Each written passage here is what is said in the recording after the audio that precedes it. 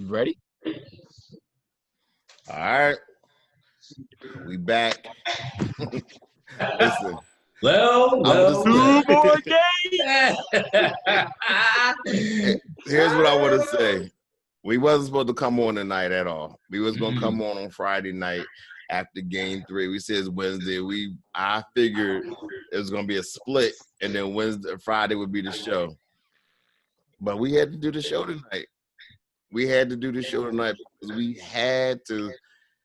we had to talk about a lot of things. So we're just going to jump right into it. Sixers got routed.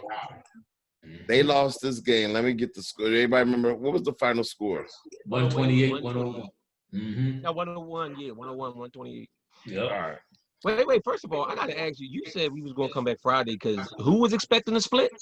I was. Okay. Make sure you was expecting the split. I was expecting us to split, and I was wrong. I said Friday we going to be down 3. That's what I said. You said you know we was going to lose by 10 today, so you was wrong. We lost by 10. We lost by like 27. You said 10. So who's to blame? Who's at fault? That's it. It's so much to go through. Let's go.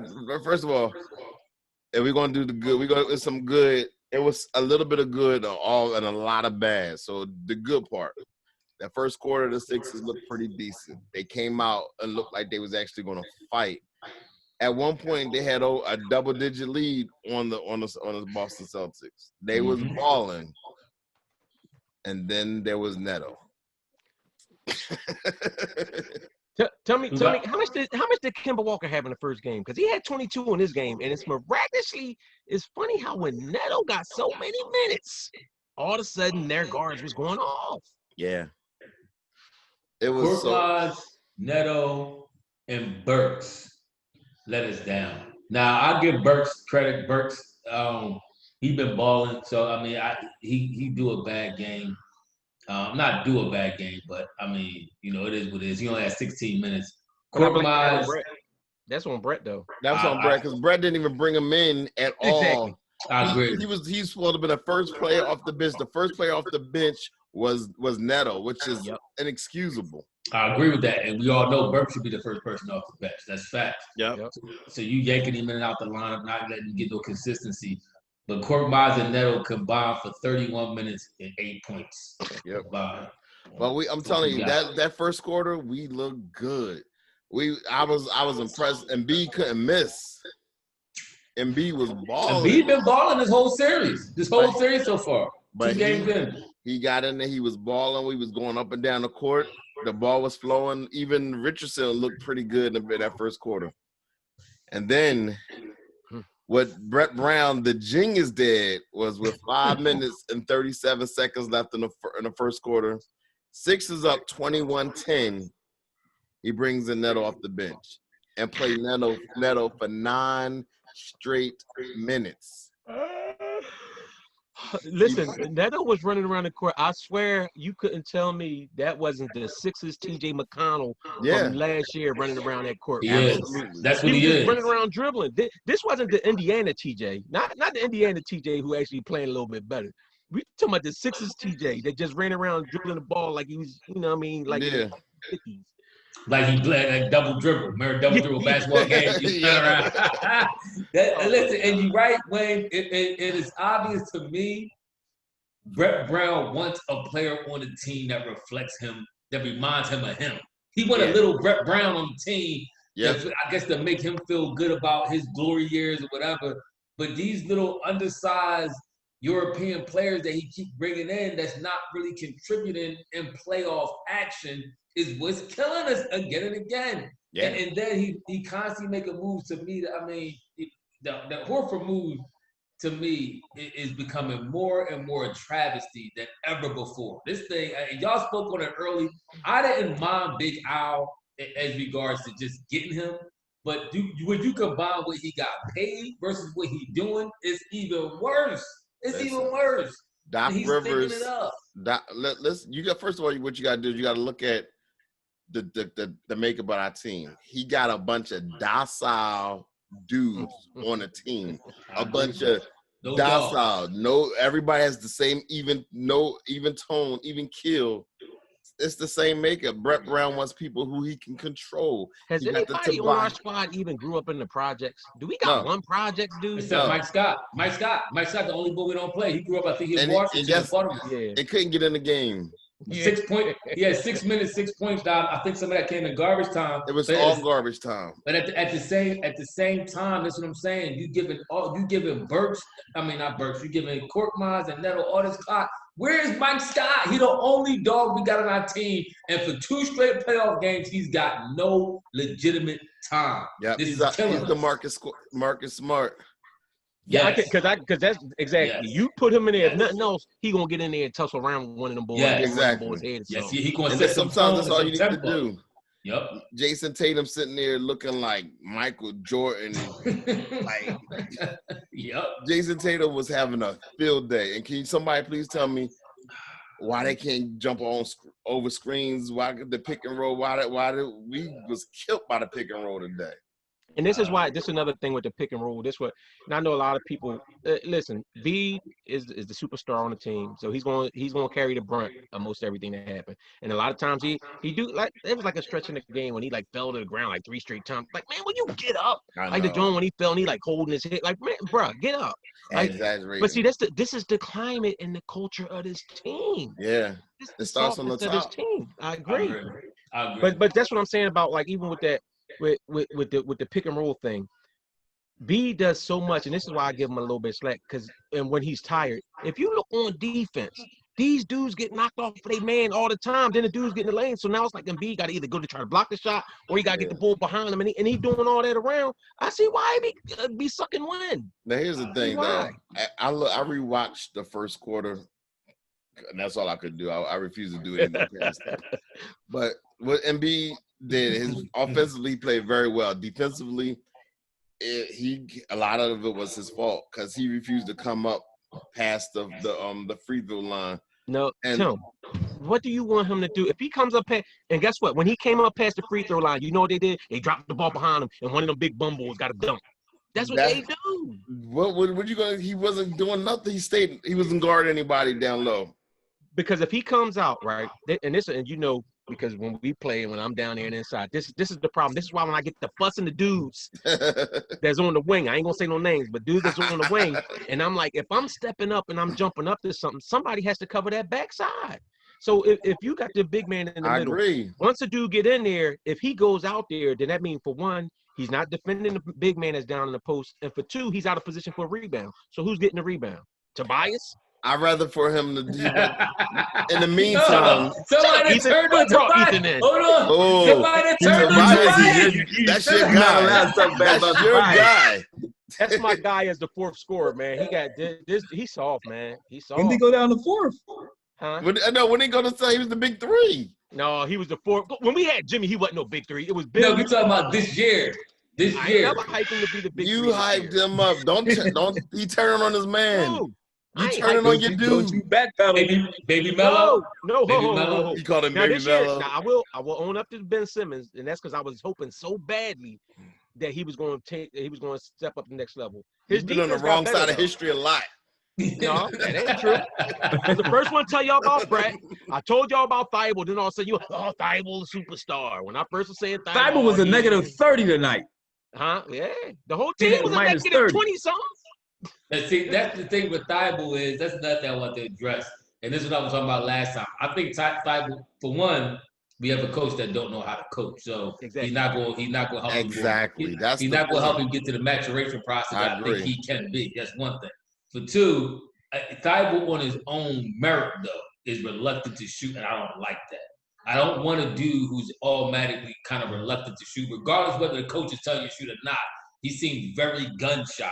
He got the defense and all that, but if you gonna make the ball Tatum work, you gotta make him work both sides. Because he don't got no hood. There's no hood dudes on the team. But see, he's still in his first year, y'all.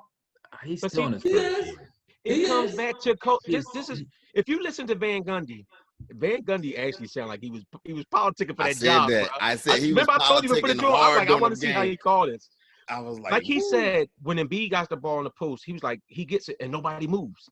That's because this Brett Brown system is everybody spot up and shoot a three. To me, Thibault, like if you ever notice, like plays when Thibault really worked, and even with Jay Rich and stuff, when they slide back door and they cut, like it was like one of them plays in the first game, B had like the foul line. Somebody cut back door, bang, bounce pass. Don't like that. That should be beating Ben all the time. Yeah. We miss Ben. Say what you want about Ben Simmons. We missed him at point today. Because we missed him at defense, man, nothing else. And Shake Milton, as much as I like Shake, he had a better game than your boy Burks. No, hold up. Shake was hitting today, and then Shake was hitting in the first quarter, and then Brett Brown took him out and put Neto in for 9 straight minutes. Neto, with that 9 minutes he played, because he didn't come back in the game after the 9 minutes, but that 9 minutes did all the damage in the world that you could possibly do for that game. Ethan, we was talking about the Burks thing because it was like Burks should have been the first dude off the bench. He didn't come into the game till like way later because Neto came in for 9 minutes. How is Raul Neto your first dude off the bench? I think Burks got in like the end of the third. That's disturbing. Did anybody see what he said on that? Did anybody see what Brett Brown? What was his reasoning behind bringing that? What he said? What he say? I don't know. Did anybody know what he said? Did he speak on that? You came in like you had the information. That's what you had to drop. I think he said he thought he saw TJ at the end of the bench, so he had to make sure he did.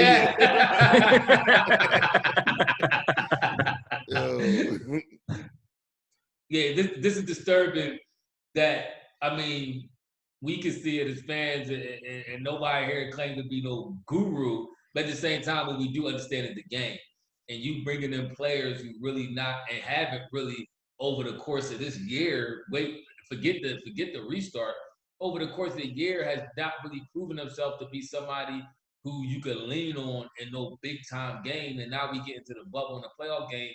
You still dragging these same dudes off the bench. You got people like Mike Scott who probably deserve a little bit more clout. You got Burks who proven that he legit, if you get him in there and let him do his thing, that he could do his thing, and you yanking him around with time with dudes who not even fully, in my mind, NBA players. Like these dudes could legit be replaced by anybody. If you go through the NBA, the rest of the roster of the teams that's not playing, you can easily replace the Korkmaz and the Neto. Yep. Yet we got these dudes getting significant minutes on a supposed to be championship team. Come on, man. And here's a stat that Stan Van Gundy group throughout, because I was like, yo, he sounds good. I really think he's trying to get this job. But he said, Embiid, when he shoots 4 or more threes, the team is 8-12 this year. When he shoots 3 or fewer, we're 27-7. So he like, let me just sit down and get your tail down and down low and stop shooting them 3-pointers. That was a key stat. I know what's funny though, Tim? He shot none. He ate. But you know what was funny though, Tim? Because right after he said that stat, right, it was even right before after he said that, Embiid came down and caught in the mid-range, and he hit a jumper. He hit like 3 straight jumpers mid-range. And Van Gundy kept saying, he's like, I still don't like those shots. He's like, he hit them, but I don't like them because he started to feel good about it. And next thing you know, he's going to start drifting outside. Sure enough, Embiid came down and jacked up a brick 3-pointer. But in the beginning of the game, the first move he made, the power move, and then lay it up like the first 3 moves. Because he lacks That's discipline. what he should be doing. That shows me a lot, too, that statement that you just said Van Gundy made. How does he understand Brett's players better than Brett? Because he wants Brett's job.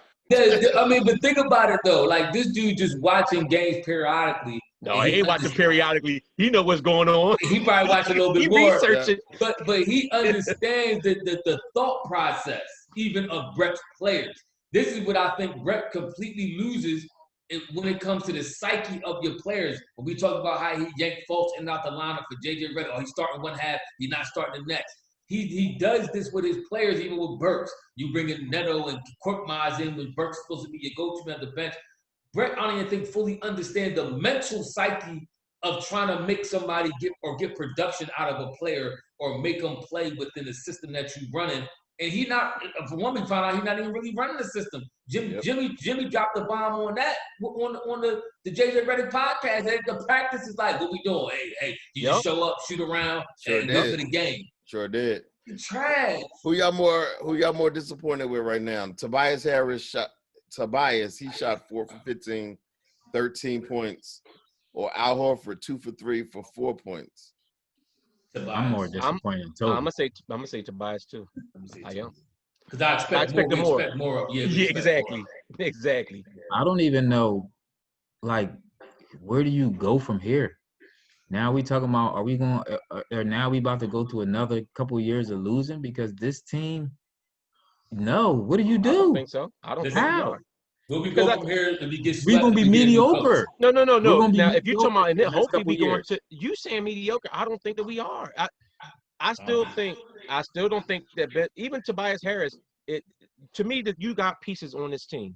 You got pieces on this team. If you have the proper coaching, I think this team can be in the East. But let's look at the landscape of the East, though. Yeah, Milwaukee, Toronto might be the team to beat, but Kyle Lowry talking probably about ain't the gonna be there Nets still. Next year, the Nets is gonna be Worried about no daggone Nets. What? Everybody keep hype. Kyrie is a team killer. Yo, Kyrie got is an NBA overrated. championship. He got an NBA championship. The thing I will say, and went to Wayne's point. No, he don't got no point. No, I'm gonna tell you what his point. I'm gonna make his point for him because he's too slow to make his own point. So I'm gonna make his point for him. No, they stop. But Kyrie and Kevin, you got the most fragile-minded superstar and probably the history of sports in Kevin Durant. Then you got Kyrie, who's also mentally fragile. I'm not gonna be sold on them dudes until I see them actually do something together. Exactly. That's all I'm saying. Remember, Kyrie turned on LeBron. LeBron is one of the best, outside of probably Curry. He probably one of the best superstars to play with because he don't mind. You got to put my man Curry there, but he don't mind deferring. He don't. But all honesty, he don't mind deferring. Curry did that with KD. Go ahead.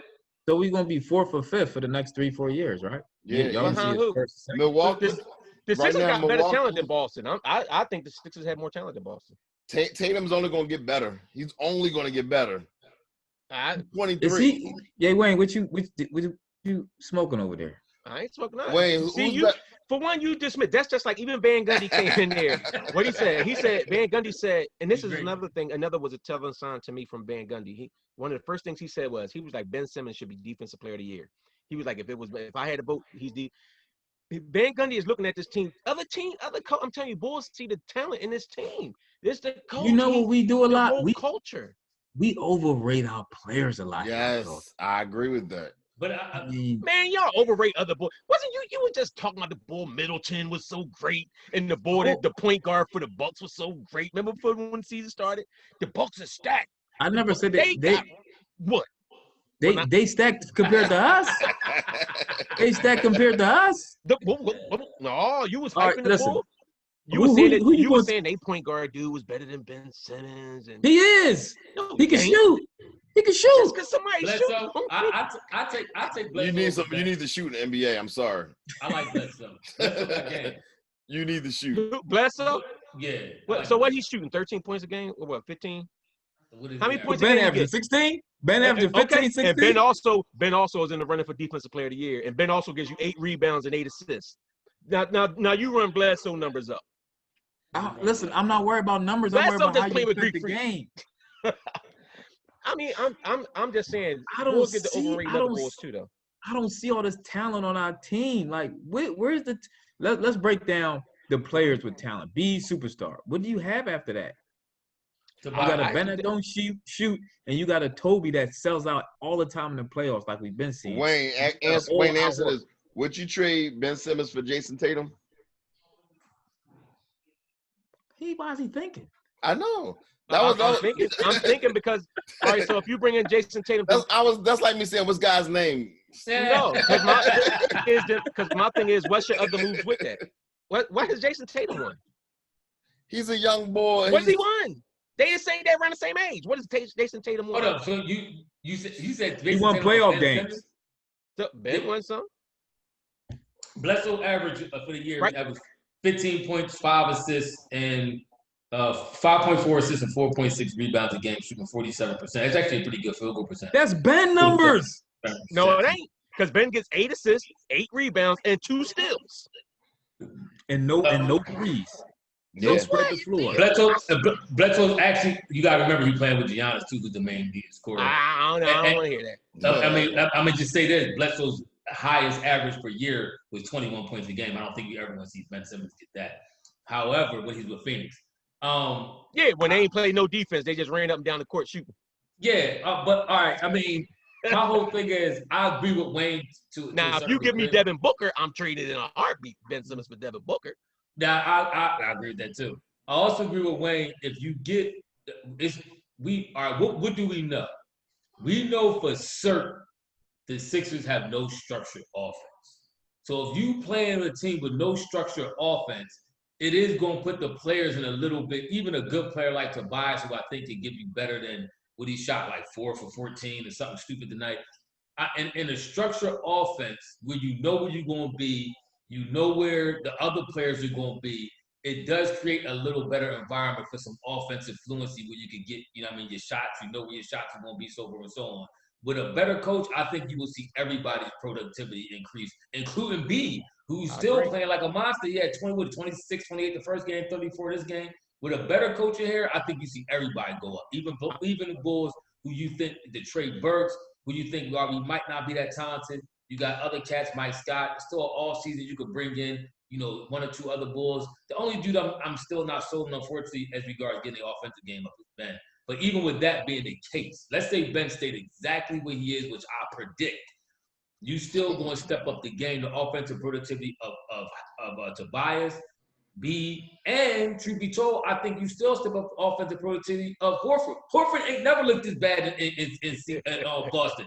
Horford, the Horford we seeing now, he looked like complete trash. In Boston, Horford looked like he was a solid player. I was going to say I could drink a cup of that until you start talking about Ben.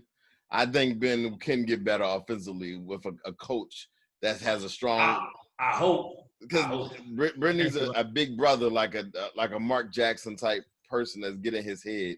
He needs a strong, like, male figure in his life that he got LeBron. LeBron can't do LeBron is still LeBron right now is still in the league. He's still his competition. So tell LeBron to get AD game up before he start worrying about getting the Sixers game up. Yo, the Bulls tomorrow night. Joel was asked after the game, what's the excuse about? Well, this is what he said. He said, Joel, after being down 2-0, it would be a different story if we were actually going back to Philadelphia.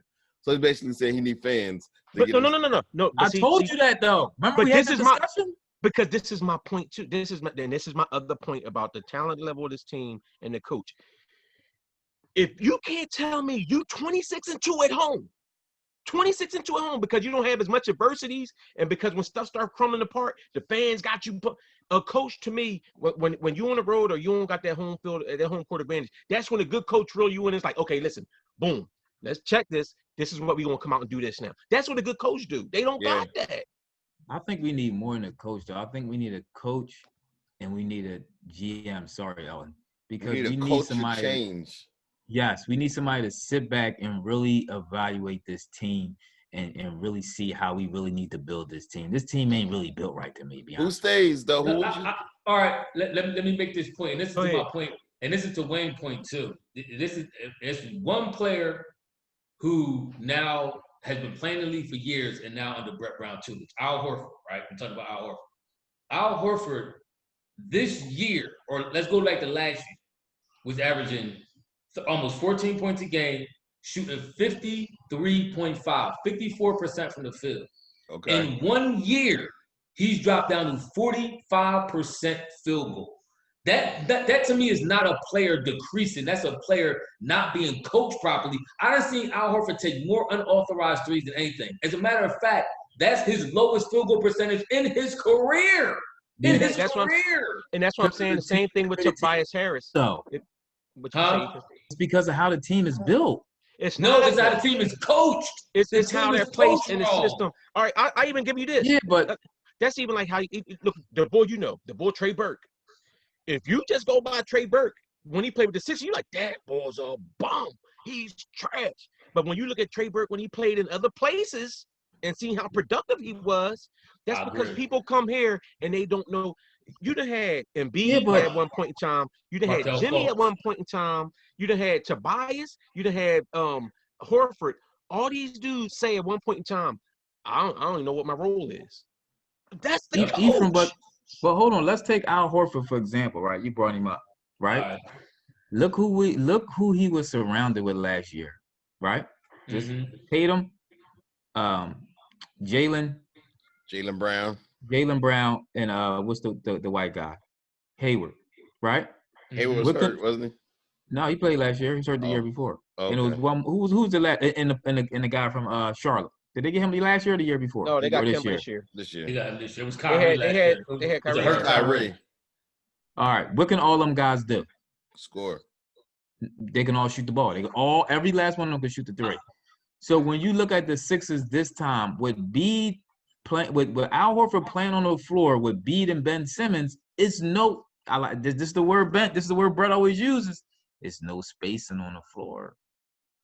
I can agree. Go ahead. I can agree with that. A little bit, but even with Tatum wasn't Tatum. Tatum actually had a very down year last year. This year was borderline suspect. Real quick though, Horford only spent a couple years with Boston. He was putting up that same numbers in Atlanta, where he was making All-Star games too. So it ain't just that ain't the only place that he was playing. I agree. That's what I'm saying. For your production, and I understand either what you're saying. You're making a valid point. Yeah, I get that part too. I seen Horford make so many unauthorized shots. B do the same thing. Just to be talking about tonight, a whole bunch of unauthorized threes and deep 2-pointers and this, that, and the third. It's how they being coached. They not unauthorized. They are authorized. That's the problem. And that's the problem. They stay sanctioned. Yes, that's exactly the problem. Listen, Jaylen Brown last year when they said something about Al Horford, he said it's good to have a center that's going to be down low and not around the 3-point line shooting threes. They didn't like the fact that Horford was out there shooting threes. He is who he is. He stinks. He's a 7-foot dude who's just an average dude that like to shoot threes. We what Al Horford's sister said on Twitter? What'd she say? She said maybe we could get Brad Stevens to come over here and call a few plays. Look at this stat. No, wait. Hold on. Let me ask you something. What do y'all consider a good 3-point shooting percentage? 40%, 38, anything over 30%. 38, 40%. Okay, well, Korkmaz shoots 40%. Trey Burke shoots 42%. Who else up here? 36. Yeah, but I'm saying these are dudes that you say can't shoot. Yeah, but they shoot. I never said Trey Burke. I said Trey Burke can't shoot. Shake Milton shooting 40. You saying about not having 3 points? Shake Milton shooting 43% from three. But that's only one person on the floor at a time. No, that's the point. You saying we don't got shooters. That's my point. The coach ain't putting the proper people or the proper plays. No, what I'm saying is when Al Horford plays, when he starts, who's on the floor? It's Ben Simmons who can't shoot. It's B who can't shoot. It's Al Horford who can't shoot. It's who's our start? It was who else? Tobias who could shoot a little bit. It wasn't enough space on the floor, and that's why. I do agree with that. I agree with that. Do you think Al Horford is forced to shoot threes? I mean, even with spacing, though, do you have to shoot a three? Listen to this stat. Al Horford played 68 games last year with Boston, right? Shot 203 threes. In 67 games with us, he shot 283. He shot 80 more threes in the season. So that's what I'm saying. Wow. That's inexcusable to me, but Brett Brown authorized this stuff. Remember what you said Brett Brown said about me? Oh, I like to see him shoot more threes. Yeah. He got to go. That statistic tells you everything you need to know. I'm going to die on the sword. He's not going to change. 80 more threes in one less game. You know what's funny? So we know he's not the reason Ben not shooting. Well, you know what's funny was right after what's his name made the point about Ben B shooting. So then when they went to the break and the lady they went up there, they was like, yeah, how you feel about Ben Simmons? You know, he's been shooting inside and outside. Brett was like, oh, I love it. Like his reply should have been Embiid was 5 for 5. The first 5 shots was all in the lane. Then he shot 2 of his last 3, I think, was 3-pointers and was bricks. He should have been like, I want him more down low. But that ain't what when he came out, after you had Embiid dominating inside, what was the first play Brett Brown came out and ran again? That same that Embiid hold it and set the pick and hand it off to Jay Rich, the one that used to always run with JJ. And to your point that how we got on this when you was talking about Elton Brand, this is why I give Elton Brand leeway. Say what you want. Elton Brand built that team last year. That was a championship. That should have been a championship caliber team last year with Jimmy and Tobias and all them. That should have been a championship caliber team. Brett ruined that team. And then when Jimmy left, now that's what I'm saying. I have confidence with Brand maybe making some moves. The only move I don't forgive him for is Al Horford. Yeah, he brought in Trey Burke. Trey Burke came here solely because of Elton Brand, and then Brett ain't giving him no burn. Here's what I will say, though. I think the biggest issue with the Eagles, the Sixers right now is speaking of Eagles, this is another just a sidebar. They saying that the boy Jalen Hurts is balling in camp. They said he's balling, and they said that's giving him a hater. But that's gonna come in a couple of weeks. But no, back to my point. What we need. Listen, we're going to address that point on our upcoming future podcast. What, the Cowboy fan? Yeah. No. Go ahead. But what we need, I think what we truly are missing is a weak side defender down low. We have nobody who has that quick reactionary who can get that block like a Theo Ratliff type person. We had him before. Jeremy Grant. Remember him? We got rid of him. New Orleans, what's his name? Noel. Nah, that's another non. I don't think he can play. But he got that weak side help. He got that length and that explosiveness. But I'm gonna tell you somebody else who I think is better than half the dudes that we playing than Korkmaz and Neto and all them is Robinson. Remember when Robinson first got here? When Robinson first got here, it was like when he didn't know the system. And it was funny because it was like him and he still don't know the system because there's no system. But go ahead. But yeah, right. So it's like as soon as they came in, it was like his first game he played. Like the Sixers was running 8 plays, and then like the dude whoever was supposed to be sticking him kept like collapsing down. So he just started cutting back door to the basket. He did. Rich gave it to him. There's like 3 times. He like bang, bang, bang. After that, he wasn't getting no burn because Brett said, "Listen, we don't do that here. Yeah, we don't cut to the basket. We stand outside and shoot." Yeah. Wait, I remember exactly what you said because we kept saying that's the golden statement time. He constantly kept moving, cutting to the basket. That's how they was taught. And to keep moving around, and that's what he brought to the table. You absolutely right. Him and Alec Burks. And that's why and that's when they can actually play. The coach can't coach. They system type players. If Glenn Robinson could come back and they play Embiid, Tobias, Glenn Robinson, and Burks. Is he there? Did he make the trip to the bubble? He got hurt in the bubble. Oh, okay. That's the thing. He got like. He wasn't gonna play him anyway. And what you think? We'll lose by 15? I think we're gonna win on Friday. I mean, I appreciate the optimism. I don't even want to win no more at this point because it's over. We gotta get swept. We gotta get swept and get right out of there. I'm telling you. I don't even think the players got any fight left in them. I agree, Ethan. I was thinking the same thing. It looked like they quit today, and I think that's like y'all said. Which one of y'all said about B's quote where he said if we was home, it'd be different. They tapped out. They tapping out. Yeah, that's true. They are tapping out. 6 is done. Good. Friday, me too. I can't wait. I dare them to bring Brett Brown back. Here's a quote from Kemba. They said Kemba Walker on getting to his pull-up jumper so easily and so often against Philadelphia dropped coverage. His quote was, "It's different. I really haven't seen that much space in a very long time." Then he paused, shakes his head a bit. It's just different. He pretty much was trying to clown us, saying, "I get all the space. He just get free." They put Raul Neto on him. He wasn't doing that after the first game. He wasn't lighting them up like that. Yeah. Even early in this game, he wasn't doing it. As soon as Raul Neto came in, it was like barbecue chicken. They was killing him. And then here's Embiid. They said Embiid on how they have to defend Boston's perimeter players better. He said, "I know they want me to stay back and protect the rim and pick and rolls, but something has to change. It feels too easy." So he's staying back because he's being coached. He's been told. So my bad, Embiid, because I remember I kept saying, "Why won't he come up and defend it?" They're telling him to stay back. Because he's the rim protector. Well, let's look at this. Who are the bad defenders? Is it Shake? Shake's not good. Toby? Neto and Korkmaz. Toby's not a good defender either. Shake, because Shake a little bit light in the pants, man. He got to put some weight on. And they be running that picks on him and taking him out. And Toby got 2 left feet when he trying to defend. That's because Toby's not a small forward, man. Toby's a power forward. He's a stretch forward. That's what Toby should be. You think Richardson overrated, Tim, you said? Yeah, he's overrated. Absolutely. Man. Defensively, I'm saying? I thought he was I good. think even But overrated, what is he rated to be overrated, though?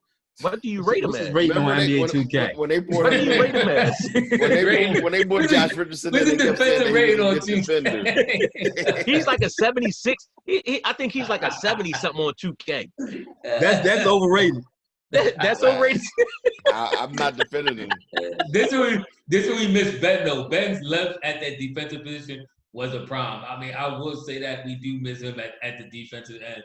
Kemba Walker struggled against Ben Simmons. And Tatum did too. Everybody struggled against Ben because that 6'10" athletic length does present problems. I mean, y'all know my problem with Ben, and that's everybody's problem, him not shooting the ball. But like I said, even with Ben being as he is, with a new offensive system in here, a smarter coach to get the shooters in here that we need, put the right people in position, I think it will cover the abilities of Ben to still help us to be successful. I mean, as much as I was getting on Embiid, the man has 60 points and 26 rebounds in the first 2 games of the series. Be balling, I agree. Be balling. And we lost by combined 30 points? Yeah, and we get him. So it's just I don't know. Right now, it's Brett Brown. He's not a coach.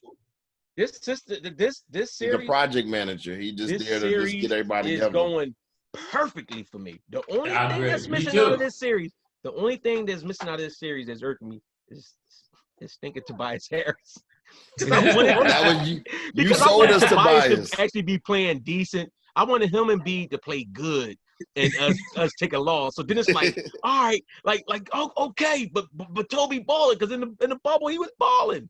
See, but it's now I knew the worst series he was a fraud when his best friend was Boban. Boban actually over in Dallas balling this game. I don't care.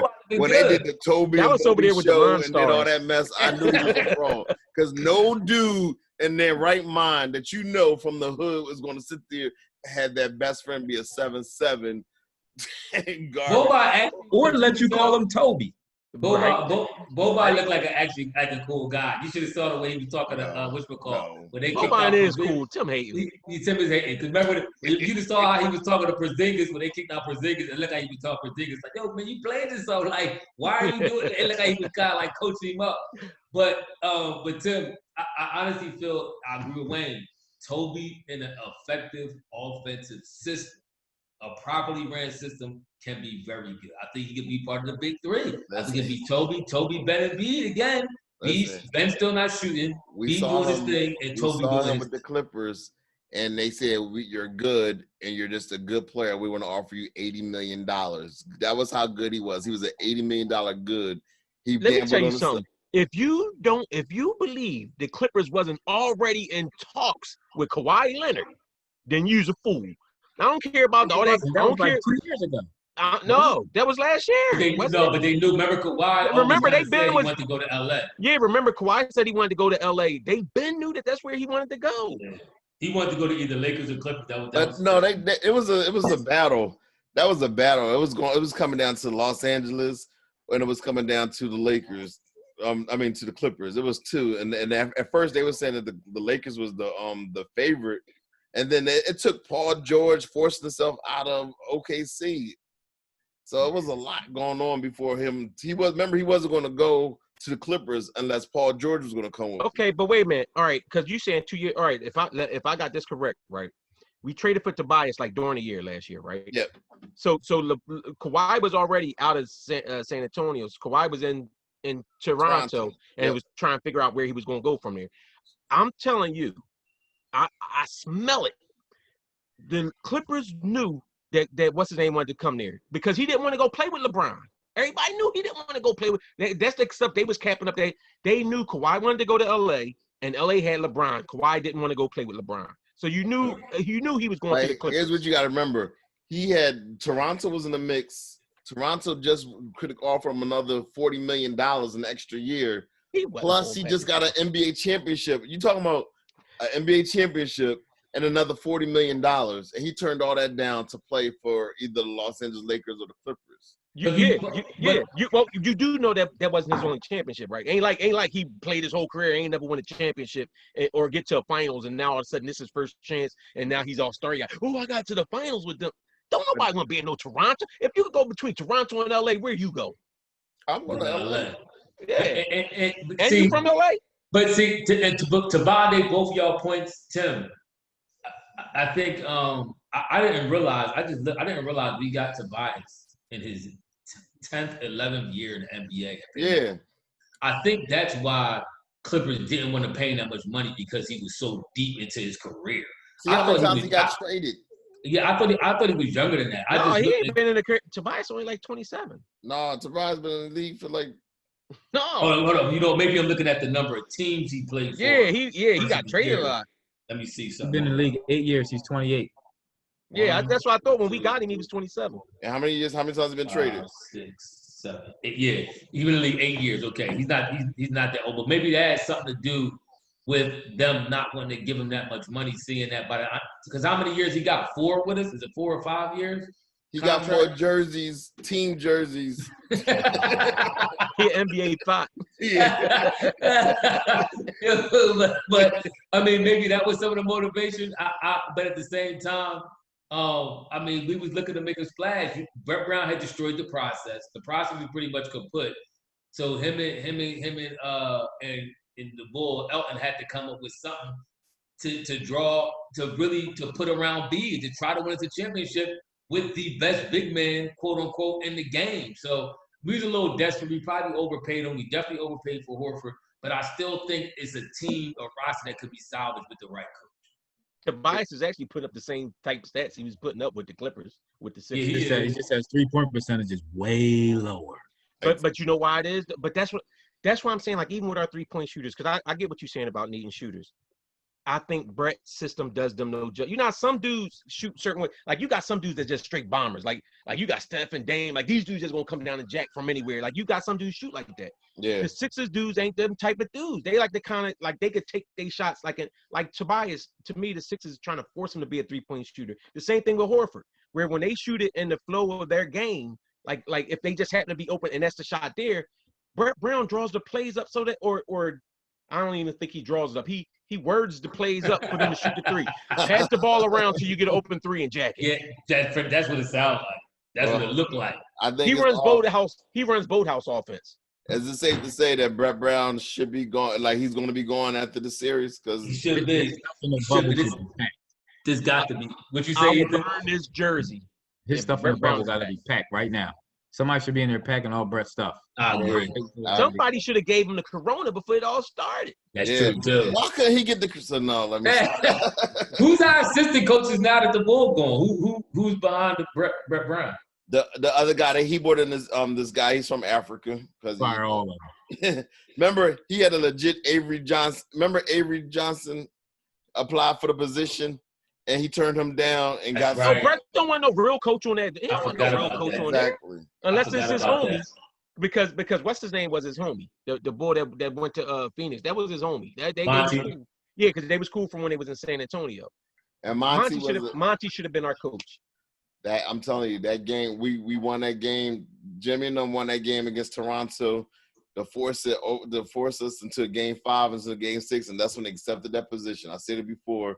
And because I think he would have tried to get the position as the head coach here, but once he realized that once we pushed it to Game 6 and 7, he knew that Brett was coming back. Yep. And he took that position with them and got them balling, got them young bulls balling. Yeah. Especially considering that their franchise center ain't played the first 25 games. That's true. I blame real quick. I blame people like Tim. Ethan and Ethan. Why you blaming people like y'all?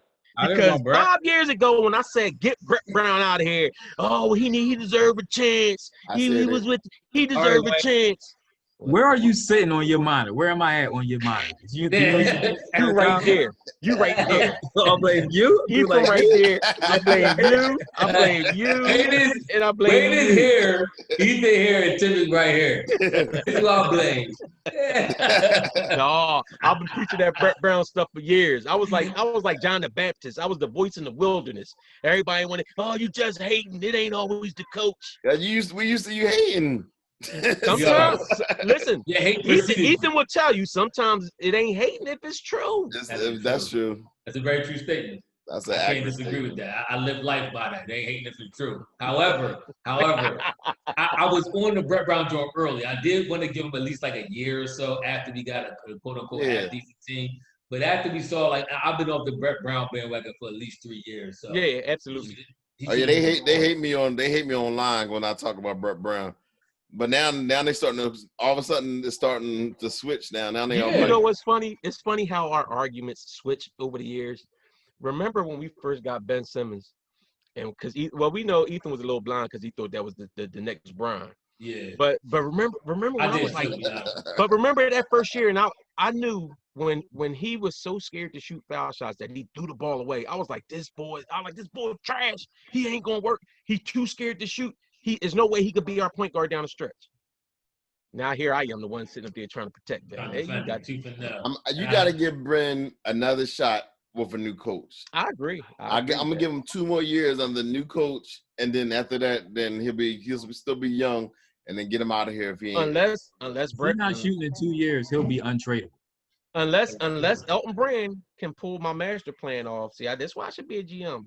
If he could pull my master plan off. Do the Giannis move? Yup.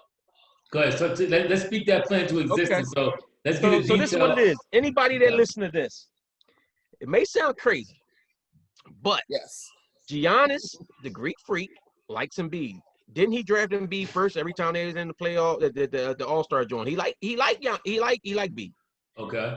If Giannis and them lose to Orlando, Giannis is nowhere in the world. Giannis is going to re-sign with the Bucks. So now the Sixers go out for a head coach. You bring in Jason Kidd, who Giannis liked and got along with. That was his old coach. And he blossomed under him. You bring Jason Kidd in as a coach. You get Bede and Giannis to get together to play. And you holler at Milwaukee and say, listen, we'll give you the young Giannis. Gas him up, We'll give you Embiid for Giannis. Matter of fact, we'll even give we'll give you Ben Simmons for Giannis, a younger version, and we'll actually even throw a draft pick in. Since they know they can't re-sign him, you get rid of Ben's contract. You sign Giannis to the big contract. You got Giannis and Embiid, and you got J. Kidd as the coach. We do got a first round pick next year. Here's why I like that. Here's why it can actually work. Because I said it. That's why it can work. No, this is why it can work. Because the Bucks is built for Ben Simmons to flourish. That is true. You need shooters around him, and he can distribute the ball, and he will dominate. That is true. You got the team. Go ahead. The team need to be built like that, and it's not. I wouldn't go so hard to use the word dominate, but I do think it is built because keep in mind, Giannis, his jump shot ain't been the most effective for a long time. Yep. Yet, he was still able to flourish, and the other players around him shoot. Bledsoe shoot. What's the other dude named? Middleton. Middleton. He shoot the ball. So he got shoot. He got Lopez. Lopez shoot the ball. So he got shooters on the team that he can do his thing with. I'm not gonna say dominate, but I think he can still be at least the same player he is here, if maybe not even a smidge better. But yeah, Milwaukee might think that they can, because they got Giannis to start shooting. Well, they think they got Giannis to start shooting three. Yeah. I think Giannis was a monster to do that on his own. I'm running out on B, if you ask me. Yeah, because he's getting older. But I mean, what is why you say that? Let me ask you that. Listen, the league ain't built around big men. That ain't the teams that's winning. But that don't mean that it can't won with be a big man in the last 10 years. But that don't mean that it can be. That's that we flawed. We was constructed like. Who's the last team that won with a big man? San Antonio? Yeah, with Tim Duncan. That wasn't their best player when they won. That was when he was actually dominant. That was maybe 15 years ago. Yeah. Jeez. Yeah, and wait a minute. How many championships was they going to when they had the dominant big man? He wasn't their best player though. They always had. All them other years he was. While they was a dynasty, he was. Man, that boy Tony Parker. Nah, look at his stat. That boy Tony You Parker. gonna say Tony Parker was it? No, Tim Duncan was the air of that team. But I mean, I see your point. Ethan saying, I guess that was 15. Because in the process of 15, 20 years ago, the game had dramatically changed. So, but who was the big man? So now tell me, who was the big man on that type of level that would have been, you know what I'm saying? Like, so who was the equivalent of an Embiid or Tim Duncan over those years in between? All the other big men, the closest boy you had to that was probably Boogie Cousins, but that boy was a head case. And he was stuck on Sacramento. You had Dwight Howard for a minute, who was that dude. And Dwight Howard got to the chip. He got to the championship. We had Anthony Davis kind of came in, But AD's not that big. Yeah, that's what I'm saying. He's not the traditional down low big man.